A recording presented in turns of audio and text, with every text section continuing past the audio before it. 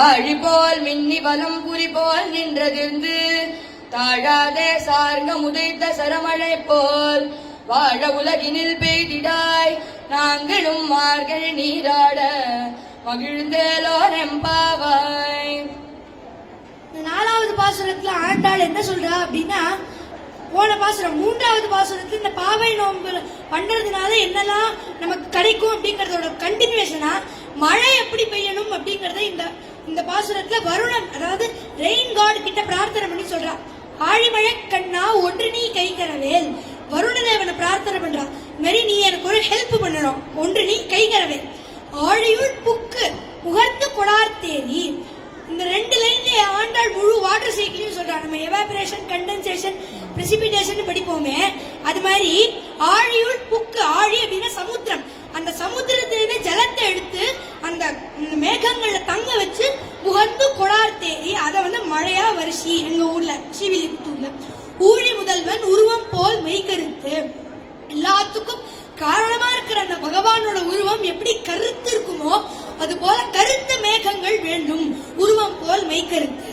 பாடியன் தோளுடைய பத்மநாபன் கையில் ஆழி போல் மின்னி வலம்புரி போல் நின்றதிருந்து, பாழியன் தோளுடைய அழகான தோள்களுடைய அந்த பத்மநாபன் எவருடைய நாபிக்கமலத்துல தாமரை இருக்கோ அப்பேற்பட்ட அந்த பெருமாளோட கையில இருக்கிற அந்த சக்கரம் போல மின்னல் வெட்டணுமா, வலம்புரி போல் நின்று அதிர்ந்து தண்டர், அந்த தண்டர் வரும்பொழுதே அந்த சத்தம் வரும் இல்லையா, அது மாதிரி சங்கம் வரும்போது அந்த சங்கநாதம் மாதிரி அந்த தண்டரோட சத்தம் இருக்கணும்.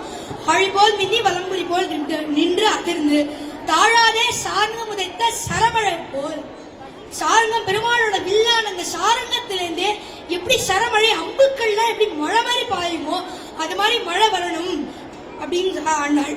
அப்புறம் திடீர்னு தோணுது ஆண்டாளுக்கு, என்னடா இது நம்ம இவ்வளவு டிஸ்கிரைப் பண்ணிட்டோமே, எங்கேயா சென்னையில மிச்சாங் புயல் வந்த மாதிரி ஸ்ரீவில்லிபுத்தூர்லயே வந்துட போறது அப்படிங்கறதுனால வாழ உலகினில் பெய்திடாய், நாங்களா இருக்கிற மாதிரி உலகில பெய்யணும் மழை, மார்கழி நீராட மகிழ்ந்தேலோ ரெம்பாவாய்.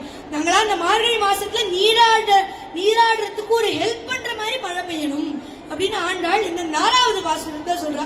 இந்த பாசுரமே தமிழ் டீச்சருக்குலாம் ரொம்ப பிடிச்ச பாசுரம். ஏன்னா இதுல 11 நகரம் வருது. ஆழி மழை கண்ணா ஒன்று நீ கைகரவேல் ஆழி உள்புக்கு முகர்ந்து கொடார் தேரி ஊழி முதல்வன் உருவம் போல் மெய்கெடுத்து பாழியம் தோளுடைய பத்மநாபன் கையில் ஆழி போல் மின்னி வலம்புரி போல் நின்றடிந்து தாழாதே சார்ந்த சரமழை போல் வாழ உலகினில் பெய்திடாய் நாங்களும் மார்கழி நீராட மகிழ்ந்தேலோ ரெம்பாவாய் அப்படின்னு 11 நகரம் இந்த பாசுரத்துல வருது. நம்மளும் இந்த பாசுரத்தை மார்கழி மாசத்தை சொல்லி மகிழ்ந்தேலோ ரெம்பாவாய் என்று இந்த 4வது பாசுரத்தை ஆண்டாள் தலை கட்டுகிறார். ஆண்டாள் திருவடிகளே சரணம்.